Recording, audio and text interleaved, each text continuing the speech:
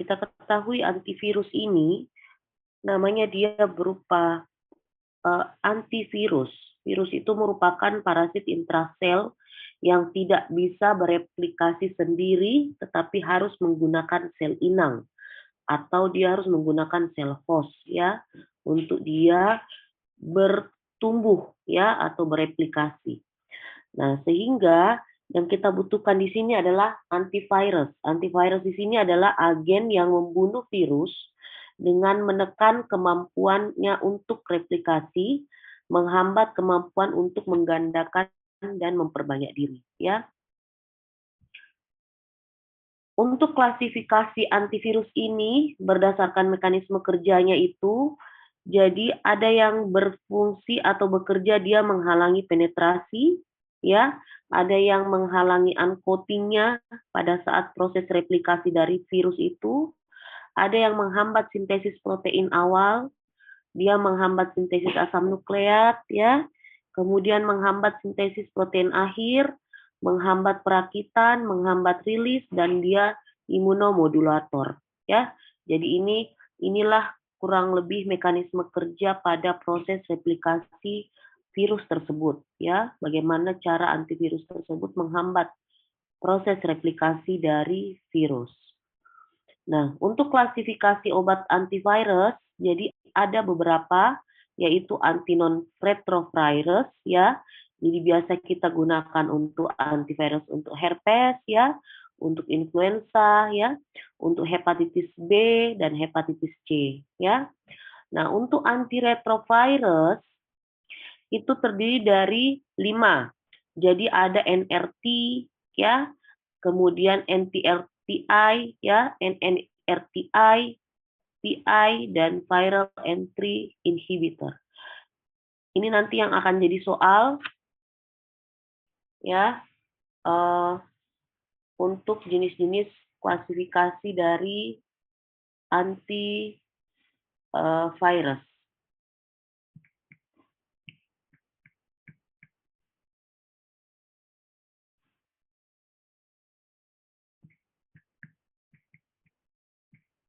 Oke. Nah, jadi ini secara umum, ya, secara umum bagaimana semua jenis antivirus ini yang tadi berdasarkan mekanisme kerjanya, ada yang menghambat uncoating, ada yang menghambat sintesis protein, lah, sinilah semua. Jadi kita ketahui DNA virus ini, ya, dia dengan struktur DNA-nya, dia akan masuk ke dalam nukleus, ya. Pada saat dia masuk ke dalam nukleus, dia akan uncoating, ya. Dia ibaratnya uncoating itu kalau istilah umumnya dia melepaskan jubah atau dia melepaskan apa ya ya seperti itu, dia melepaskan strukturnya untuk bisa melekat pada nukleus, ya. Nah, pada saat dia melekat pada nukleus, maka akan terjadi proses-proses tersebut menjadi proses transkripsi, ya, sehingga dia menjadi struktur DNA yang aktif, ya, sehingga itulah nanti yang akan menjadi virus yang bisa menginfeksi, ya. Nah, disinilah obat-obat ini berperan. Jadi ada yang menghambat, contoh, dia menghambat dari proses translasi, ya, sehingga pada saat terjadi penghambatan proses translasi, maka tidak akan terjadi proses pembentukan protein awal, ya, seperti yang tadi sudah saya sampaikan. Ada juga yang dia akan menghambat enzim DNA polimerasenya. Nah, sehingga pada saat terhambat pembentukan DNA polimerase tidak ada, sehingga tidak terbentuk rantai DNA yang aktif, ya. Begitu pula dia juga ada yang menghambat di sini proses dari uncoating-nya, ya. Nah, inilah yang secara umum gambaran untuk mekanisme kerja dari antivirus. Jadi contoh seperti asiklovir ya, sudah kemarin kita bahas ya mengenai asiklovir pada uh, kuliah saya sebelumnya, kemudian Poskarnet ya, Sidofovir ya. Nah, jadi ada yang termasuk analog nucleoside, ada yang termasuk non analog nucleoside ya.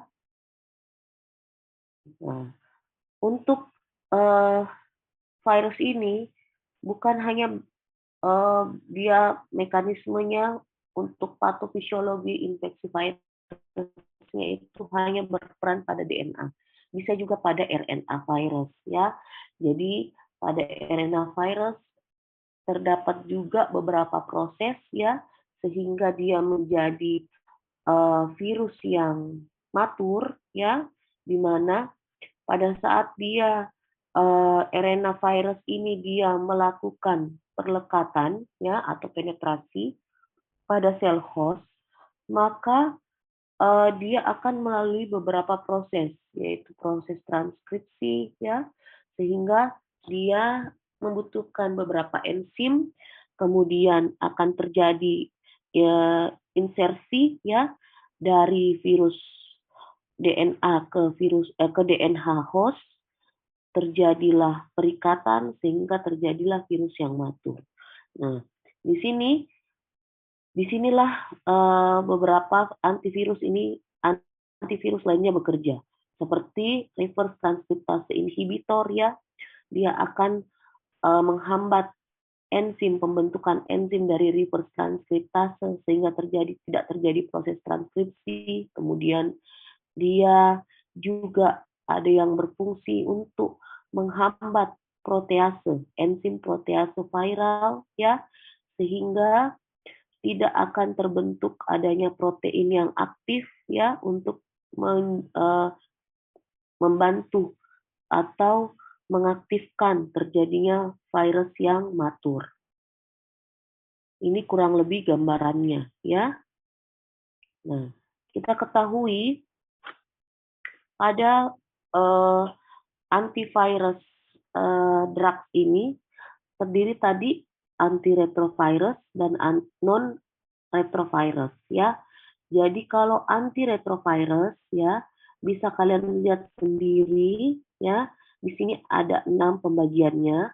Jadi ada yang NRTI ya atau nucleoside reverse transkriptase inhibitor, artinya dia akan menghambat enzim nucleoside reverse transkriptase. Ada yang menghambat non-nucleoside reverse transkriptase, ada yang menghambat enzim protease, ya, ada yang menghambat pada saat entry atau masuknya DNA virus, ya, ada yang menghambat reseptor CCR5, ya, kemudian ada yang menghambat enzim integrase. Inilah yang masuk antiretrovirus drugs.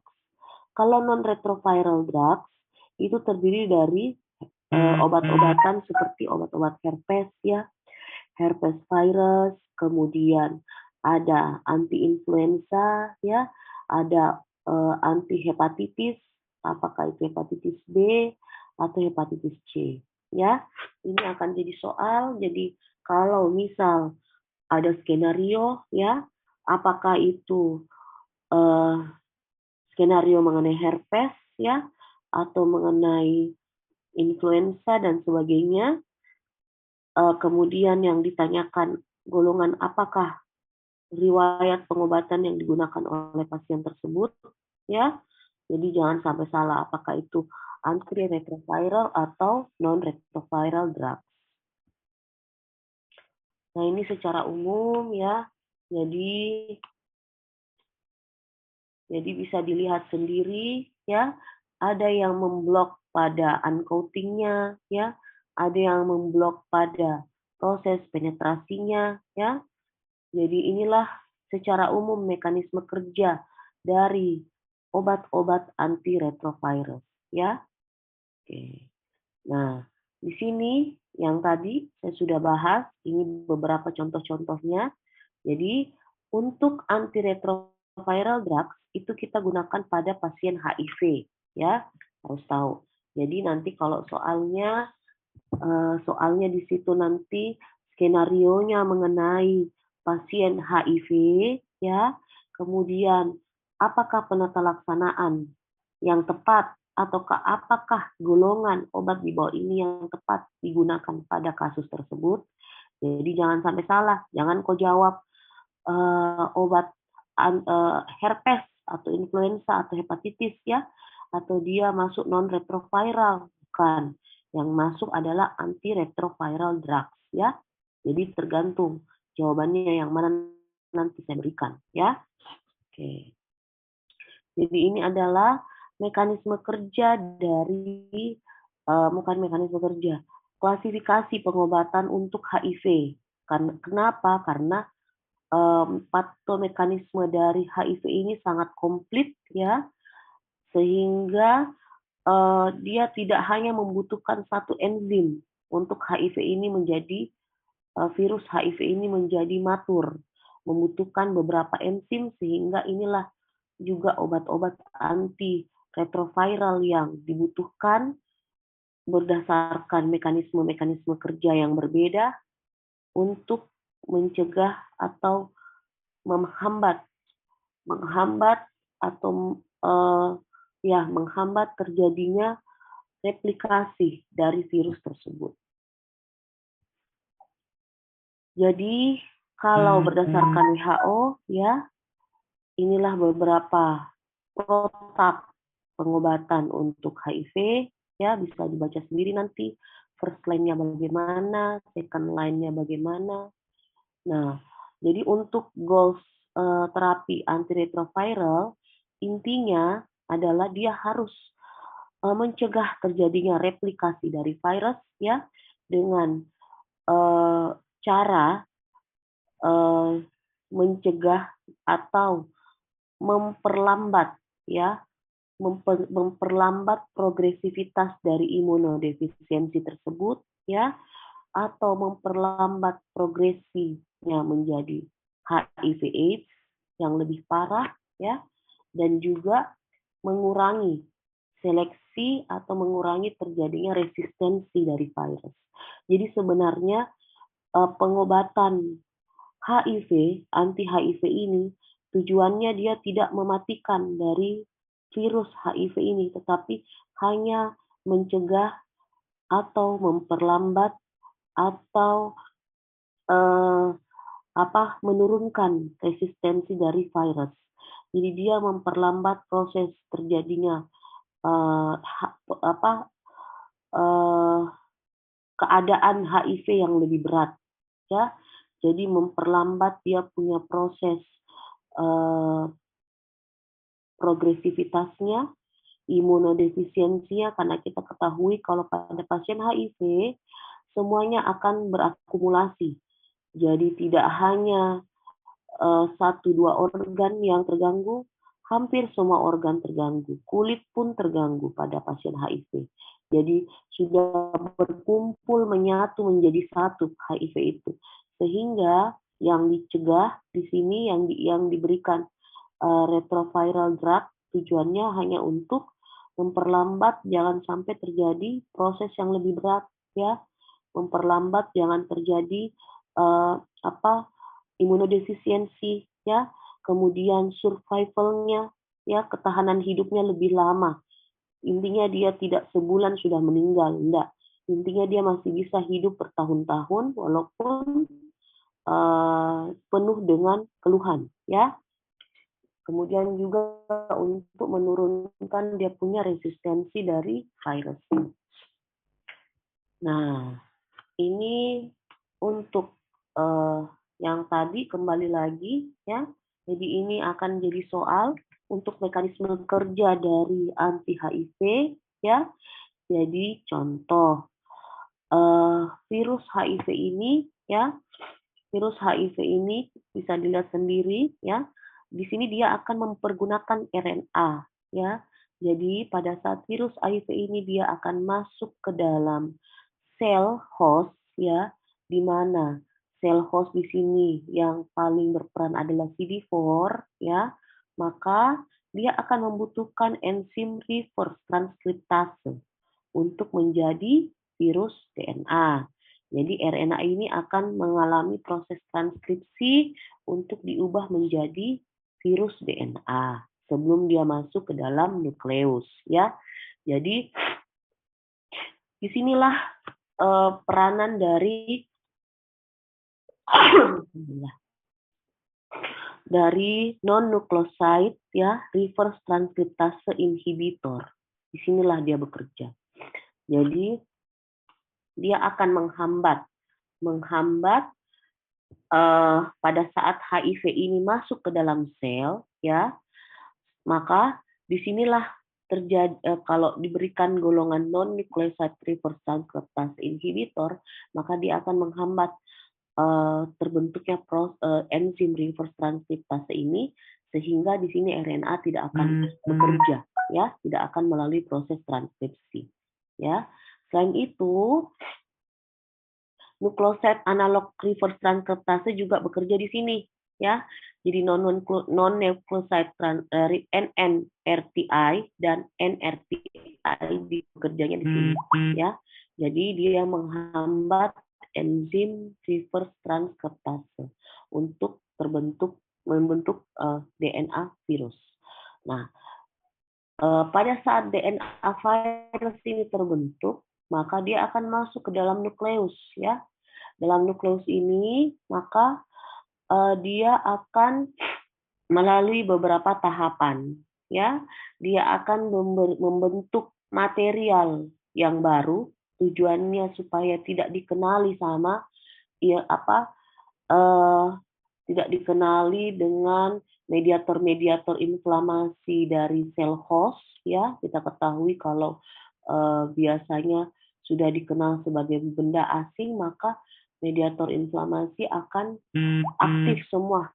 Bagaimana caranya dia menyerang si benda asing ini. Nah, tapi si virus HIV ini memang sangat jeli dan memang lebih pintar dari jenis virus lainnya, di mana dia akan membentuk ikatan DNA atau ikatan struktur genetik yang hampir sama dengan sel genetik manusia, sehingga dia sulit untuk dikenali, ya. Jadi di sini dia akan membentuk material viral yang baru. Nah, untuk membentuk ini dia akan membutuhkan untuk menjadi RNA kembali dan menjadi HIV yang baru untuk replikasi, maksudnya, ya. Proses replikasinya berhasil, dia membutuhkan enzim protease. Nah, disinilah berperan salah satu antiretroviral drug, yaitu dia protease inhibitor, ya. Jadi dia menghambat terjadinya pembentukan virus HIV yang baru, ya, dalam nukleus. Jadi dihambat supaya tidak terjadi virus HIV yang baru dan tidak terjadi replikasi dari virus HIV ini. Ya, jadi ini ada nucleoside atau NRTI, ya. NRTI itu merupakan agen pertama yang ditemukan pada infeksi HIV. Dia kurang poten. Jadi yang lebih poten itu adalah non-nucleoside reverse transkriptase inhibitor, ya, atau NNRTI. Kemudian dia bisa melawan HIV-1 maupun HIV-2, ya. Kemudian dia merupakan analog dari nucleoside maupun nucleotide-nya, ya. Obat-obatannya itu bisa dilihat sendiri, ya, seperti abacavir, ya, didanosine, emtricitabine, lamivudine. Jadi kalau bisa lebih sering nanti dibaca sendiri itu jenis-jenis obatnya. Memang ini agak sulit, ya. Jadi biasanya saya memasukkan contoh-contoh obat yang termasuk dalam golongan tersebut. Jadi kalau bisa dihafal, ya. Kemudian ini sudah yang tadi, ya, kalian mungkin sudah paham mekanisme kerja dari NRTI, sudah saya jelaskan. Untuk farmakokinetiknya dia bersifat dia fosforilasi, ya. Jadi dia akan masuk ke dalam intraseluler, ya. Kemudian tersediaannya itu dalam bentuk oral biasanya. Kita dapatkan dia bioavailabilitasnya lebih tinggi 93%, ya. Kemudian eh, tidak eh, tidak ada hubungannya dengan eh, makanan sehingga dia mampu terabsorpsi dengan baik walaupun tanpa dengan makanan, sehingga obat ini bisa diminum apakah setelah makan ataupun sebelum makan, ya. Kemudian kecuali didanosin, ya. Didanosin di sini dia, ingat ya, ini akan jadi soal. Didanosin di sini dia tidak bisa dikonsumsi bersamaan dengan makanan, sehingga harus diminum dalam keadaan perut yang kosong, ya. Oke. Kemudian dia eliminasinya melalui proses ginjal, ya. Kecuali abakavir. Abakavir itu dia tidak 90% melalui ginjal, ya. Kemudian interaksi antara obatnya itu minimal, jadi karena HIV ini komplit keluhannya sehingga dia masih bisa diberikan dengan obat-obat yang lain sehingga tidak memberikan interaksi yang berarti, ya. Kemudian tetap lagi didanosin yang harus lebih hati-hati jika dikombinasikan dengan obat-obat lainnya. Lalu didanosin dan ribavirin itu kombinasinya harus dicegah atau tidak disarankan untuk kombinasi didanosin dengan ribavirin. Nah, ini yang beberapa obat bisa dilihat sendiri ya, nanti dibaca.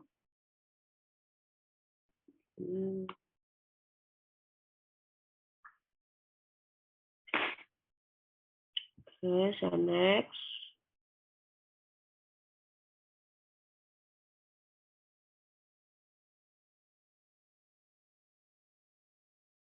Oke, ya. Kita pindah ke non-nucleoside reverse transkriptase inhibitor atau NNRTI. Ya, kalau ini ditemukan pada tahun 1996 ya, dia lebih poten ya daripada NRTI. Dia bisa baik pada HIV-1 ya. Kemudian biasanya mekanisme kerjanya sama, menghambat enzim reverse transkriptase ya. Kemudian contohnya ada yang generasi pertama dan generasi kedua. Ini dihafal ya, walaupun agak sulit. Sudah saya sampaikan kembali untuk mekanisme kerja dari NNRTI. Saya lanjut saja.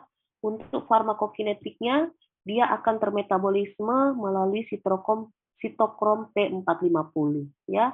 Jadi dia metabolismenya dalam hati ya. Kemudian di sini dia cukup signifikan untuk interaksi antar obatnya ya. Kemudian dia memiliki ikatan protein yang tinggi sekitar 99% ya. Kemudian waktu paruhnya pun 25 sampai 55 jam ya untuk NNRTI. Ini adalah contoh-contohnya dengan dosisnya beserta adverse effect-nya. Ya, kita pindah ke protease inhibitor. Kalau protease inhibitor ini ditemukan pada tahun 1995 ya. Kemudian dia bisa diberikan baik pada HIV-1 maupun HIV-2 ya. Tolong ini untuk pengobatannya cukup sama, hampir semua sama ya nama-namanya antara protease inhibitor, NRTI maupun NNRTI. Mekanisme kerjanya kembali lagi dia akan menghambat enzim protease di sini untuk pembentukan RNA virus yang baru. Untuk farmakokinetiknya, dia juga termetabolisme di hati melalui sitokrom P450 ya. ikatan antar protein pada proteinnya juga sangat tinggi, ya. Kemudian dia memiliki waktu paruh yang singkat, ya. Biasanya sekitar 1,5 hanya sampai 2 jam, itu saja. Selebihnya kecuali atazanavir itu sekitar 7 jam. Ini obat-obatannya beserta adverse effect-nya.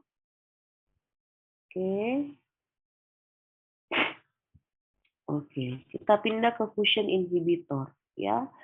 Biasanya itu termasuk contohnya adalah enfuvirtide, ya. Nah, dia menghambat fusion atau perlekatan HIV pada CD4.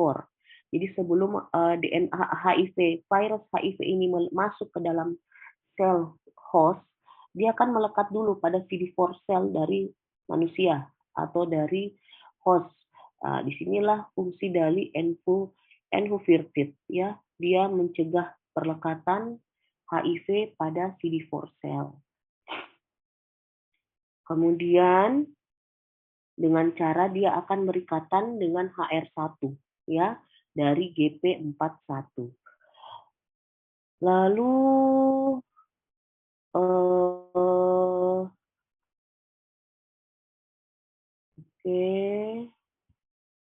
nah ini, ya, jadi pada saat dia masuk ke dalam host cell, dia baru masuk ke dalam CD4.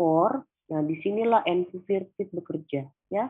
Jadi dia akan menghambat sel virus ini masuk ke dalam CD4 dari si sel host, sehingga tidak terjadi pembentukan sel virus yang baru, ya. Jadi ini, Dek, di sini dia akan melalui GP41, ya. Jadi dia akan berikatan tadi dengan HR1, ya, dari GP41. Jadi di sini dia akan berikatan sehingga dia tidak akan masuk ke dalam CD4 sel target, ya.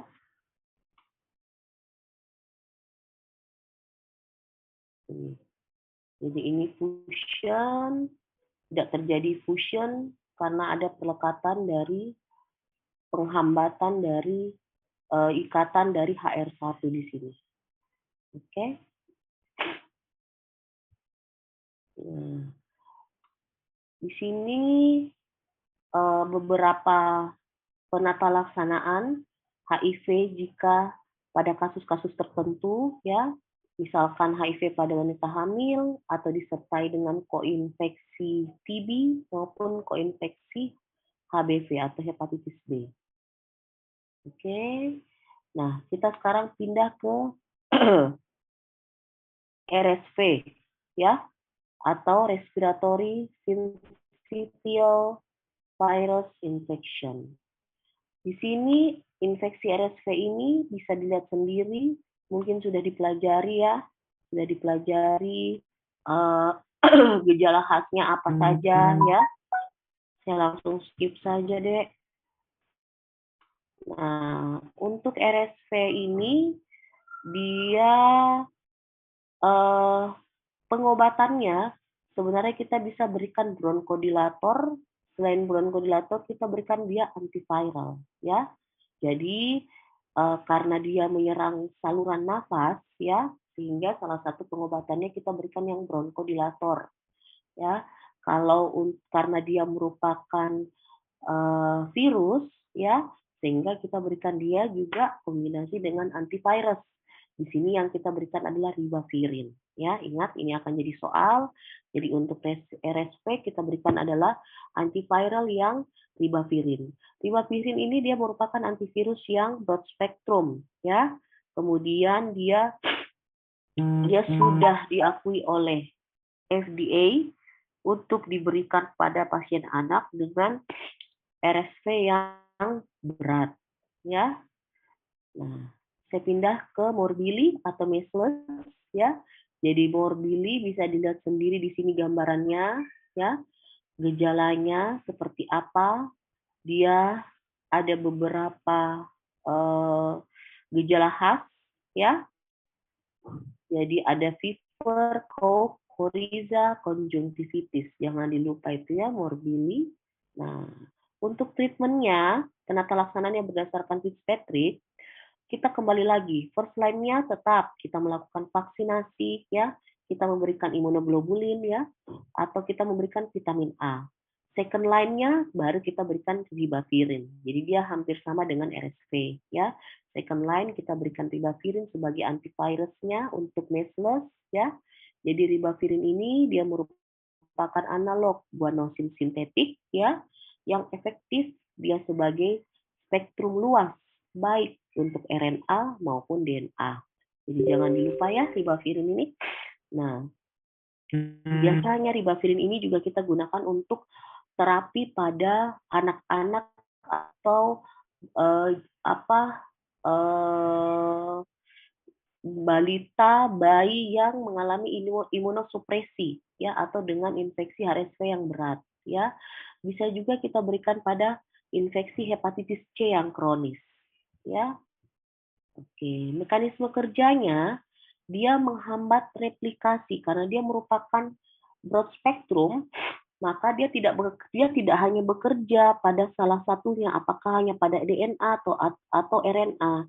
Dia dikatakan broad spectrum karena dia bekerja pada kedua-duanya. Jadi dia menghambat replikasi RNA dan juga DNA virus ya. Jadi pertama, obat ini merupakan derivat ya dari 5-fosfat ya. Kemudian dia akan menjadi ribavirin trifosfat ya. Kemudian dari ribavirin trifosfat ini dia akan memberikan reaksi sebagai antivirus ya dengan menghambat pembentukan guanosin trifosfat. Ingat ya, ini adalah mekanisme kerjanya. Jadi ini kembali lagi jadi soal ya. Jadi dia akan menghambat guanosin, pembentukan guanosin trifosfat ya, sehingga dia mencegah terjadinya messenger RNA ya, dan juga dia memblok RNA dependent RNA polimerase. Ya, jadi ada 3 dia punya mekanisme kerja. Ya, prosesnya bagaimana dia bisa menghambat replikasi dari DNA maupun RNA virus. Oke, untuk farmakokinetiknya dia bisa efektif dikonsumsi secara oral ya ataupun secara inhalasi ya. Kemudian absorpsinya meningkat apabila dikombinasikan dengan makanan ya, dan juga obat ini dieliminasinya melalui urin. Nah, untuk adverse effect-nya ya, dia efek sampingnya adalah anemia. Anemia ya, di mana dia akan meningkatkan bilirubin di sini ya. Kemudian dia kontraindikasi diberikan pada wanita hamil ya. Dia tidak bisa diberikan pada wanita hamil. Jadi ini bisa saya jadikan soal untuk ribavirin. Nah, kita pindah ke varicella. Bisa dilihat sendiri varicella, gambaran klinisnya ya. Saya tidak perlu panjang lebar menjelaskan varicella karena pasti sudah diberikan kuliahnya. Nah, untuk varicella ini, dia sama dengan herpes pengobatannya. Kita ketahui herpes zoster yang sudah kita bahas kemarin, ya. Herpes zoster ataupun herpes simplex itu disebabkan oleh maupun varicella disebabkan oleh varicella zoster ya, virus ya, sehingga varicella zoster virus ini pengobatannya sama dengan herpes. Jadi aciclovir, valaciclovir, famciclovir ya, di mana mekanisme kerjanya saya ulang kembali, valaciclovir dan famciclovir ini dalam sebelum bekerja dia akan dalam kategori prodrug dulu. Dia belum aktif, belum memiliki efektivitas untuk bekerja sebagai obat. Kemudian dia akan masuk ke dalam sitoplasma ya. Disitulah dia akan mengalami fosforilasi di mana dia akan membutuhkan viral timidin kinase, ya, kemudian menjadi kembali lagi menjadi fosforilasi sehingga menjadi asiklovir trifosfat, ya, dan famsiklovir menjadi pensiklovir trifosfat. Sehingga dia akan mulai melakukan inhibisi pada polimerase viral DNA, ya, sehingga dia tidak akan terbentuk proses sintesis DNA di sini. Untuk efek sampingnya sebenarnya dia cukup baik ditoleransi, ya, hanya memberikan efek samping yang ringan saja. Tetapi terkadang bisa juga memberikan efek samping toksisitas yang serius, ya, dan juga tapi jarang ya kasusnya, dan juga berdasarkan FDA aman untuk diberikan pada wanita hamil. Nah, kita pindah ke MAMS yang terakhir ya. Bisa lihat sendiri ini MAMS gejalanya. Nah, untuk treatmentnya sebenarnya tidak ada terapi yang spesifik ya, antiviral yang spesifik untuk MAMS ya. Jadi hanya bersifat suportif.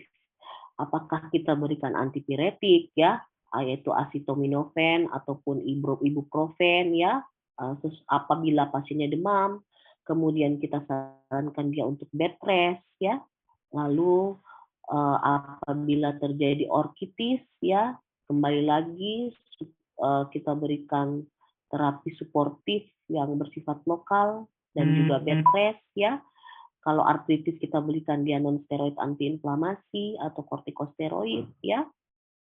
Itu saja. Jadi MAMS tidak ada terapi antivirus yang spesifik untuk MAMS. Oke, selesai. Saya lanjut lagi untuk lanjut dulu ya Dek ya untuk obat-obat terapi mikosis superficial, sukutan dan sistemik. Oke.